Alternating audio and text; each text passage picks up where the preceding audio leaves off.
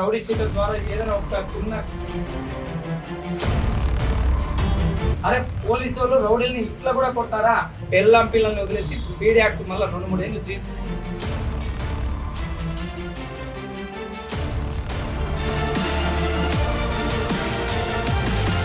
అరే వాడు ఒకప్పుడు రౌడీ షీటరు, ఇప్పుడు ప్రశాంతంగా వాడు బతుకుతా ఉన్నాడు, వాడిని అనవసరంగా సఫర్ చేయకూడదు అని మేము కూడా ఏం చేస్తామో కొద్దిగా సింపతి ఉంటుంది. ఎవరైతే మంచి సత్ప్రవర్తనతో బతుకుతున్నారో వాళ్ళకి కుదిరితే వాళ్ళ రౌడీ షీట్లు కూడా క్లోజింగ్కి మేము సపోర్ట్ చేస్తాం. ఇప్పుడు మంచి బతుకుతా ఉంటాము. దీంట్లో నాకు తెలిసి చాలా వరకు గౌరవంగానే బతుకుతున్నారు నాకు తెలిసి. అందుకే నేను ఎవరికి ఈడ గౌరవంగానే చెప్పాలనే ఉద్దేశంతో గౌరవంగా చెప్తున్నాను. మంచి వాతావరణంలో బతకండి, మీరు మంచిగా ఉండండి, మీ చుట్టుపక్కల ఉన్న వాతావరణాన్ని కూడా మంచిగా ఉండేటట్టు చేయండి. మీ ద్వారా ఏదైనా రౌడీ షీటర్ ద్వారా ఏదైనా ఒక చిన్న క్రైమ్ రిపోర్ట్ అయినా, మీ ద్వారా ఇండైరెక్ట్ ప్రొవోకేషన్తో ఏదైనా క్రైమ్ ఏదైనా జరిగినా రోడ్ల మీద ఆ నుండి మళ్ళీ అత్యంత కాదు కౌన్సిలింగ్. అరే పోలీసు వాళ్ళు రౌడీల్ని ఇట్లా కూడా కొడతారా? రాక్షసంగా ఇట్లా కూడా డీల్ చేస్తారనేటట్టు చూస్తా. అట్లా డీల్ చేయాల్సిన పరిస్థితి వస్తుంది. చుట్టుపక్కల టౌన్లో కానీ మన పల్లెల్లో కానీ ఎక్కడ చిన్న రక్తపాతం జరిగినా దాంట్లో రౌడీ షీటర్ ఇన్వాల్వ్మెంట్ ఉందంటే మాత్రం చాలా చాలా చాలా చాలా చాలా చాలా రాక్షసంగా డీల్ చేయాలి. ఇంకా దానికి స్థాయికి మించి లాఠీ వాడాలనా లేకపోతే ఏంది పిస్టల్ వాడాలనా అనేది మీ చేతుల్లో ఉంటుంది. మీరు మంచిగా ఉన్నారనుకో మేము కూడా గౌరవిస్తాం. అరే వాడు ఒకప్పుడు రౌడీ షీటరు, ఇప్పుడు ప్రశాంతంగా వాడు బతుకుతా ఉన్నాడు, వాడిని అనవసరంగా సఫర్ చేయకూడదు అని మేము కూడా ఏం చేస్తామో కొద్దిగా సింపతి ఉంటుంది. ఎవరైతే మంచి సత్ప్రవర్తనతో బతుకుతున్నారో వాళ్ళకి కుదిరితే వాళ్ళ రౌడీ షీట్లు కూడా క్లోజింగ్కి మేము సపోర్ట్ చేస్తాం. అయితే ఎట్లుండాలా? మీరు మంచి వాతావరణంలో బతకాలా, భవిష్యత్తులో కూడా వీడు నేరం చేయడు అని మేము భ్రమిస్తే మేము ఆ సీనియర్ ఆఫీసర్స్కి ఖచ్చితంగా మేము ప్రపోజల్ పెడతాం. రెండోది, ఏదైనా క్రైమ్ జరిగిందంటే మాత్రం నేను చెప్పిన ఆఫర్లు అన్నీ ఉంటాయి. ఆఫర్తో పాటుగా ఏంది పెళ్ళాం పిల్లల్ని వదిలేసి పీడీ యాక్ట్ మళ్ళీ 2-3 ఏళ్ళు జైల్లో ఉండాల్సి వస్తుంది. పీడీ యాక్ట్ పెడతాము. ఎక్స్పెరిమెంట్స్ అంటే జిల్లా బహిష్కరణలు. దయచేసి ఈ పరిస్థితులు పెట్టుకోవద్దండి.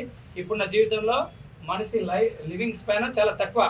ఈ కొద్ది జీవితంలో మనం 2-3 ఏళ్ళు ఎక్కడ ఉంటాం? జైల్లో ఉంటాం. 2-3 ఏళ్ళు జైలు ఉంటే ఏముంటుంది? ఏం జీవితం అనుభవించినట్టుంటుంది. పెళ్ళాం పిల్లలు ఒక దగ్గర, మనం ఒక దగ్గర, అదేమన్నా జీవితమా? కనుక దయచేసి చెప్తున్నా, మంచిగా బతుకోండి. మీకు ఏ ప్రాబ్లం వచ్చినా గతంలో చేసి ఉంటారు, ఇప్పుడు ప్రశాంత వాతావరణంలో బతుకుతూ ఉంటారు. మీకు ఏదైనా ఆపద వచ్చినా, ఏదైనా ఏ సమస్య వచ్చినా డైరెక్ట్ అప్రోచ్ కండి. రౌడీ షీటర్కి అన్యాయం జరిగినంత మాత్రాన పోతేనే రౌడీ షీటర్ని కొట్టారనే భ్రమ ఏదంటే తీసేది. ఏదైనా సమస్య వచ్చినా కూడా మేము ఇన్వాల్వ్ అవుతాం. దయచేసి మంచి వాతావరణంలో బతుకుతాం. సరేనా? మంచిగా ఉందామా? సరిపోలే, ఇంకా సరిపోలే. దయచేసి మీరు మంచిగా ఉండండి, నన్ను మంచిగా ఉండేటట్టు చేయండి. మీరు మంచిగా ఉంటే ఆటోమేటిక్గా మేమంతా మంచిగా ఉంటాం.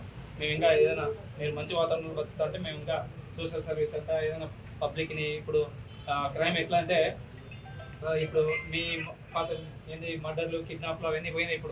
ఇప్పుడు కొత్త ట్రెండ్ ఏమొస్తుందంటే సైబర్ క్రైమ్స్, చీటింగ్స్ కావచ్చు, ఎక్కడో ఉండి ఎక్కడో ఆపరేట్ చేసి లక్షల డబ్బులు, కోట్లు మోసం చేస్తున్నారు. మీరు ప్రశాంత వాతావరణంలో మన వాతావరణాన్ని పులివెందలుగా మీరు సహకరిస్తే మేము ఏం కాన్సన్ట్రేట్ చేస్తామో, కంటికి కనపడని క్రైమ్ చాలా జరుగుతున్నాయి, ఆ క్రైమ్ మీద కాన్సన్ట్రేట్ చేస్తాం.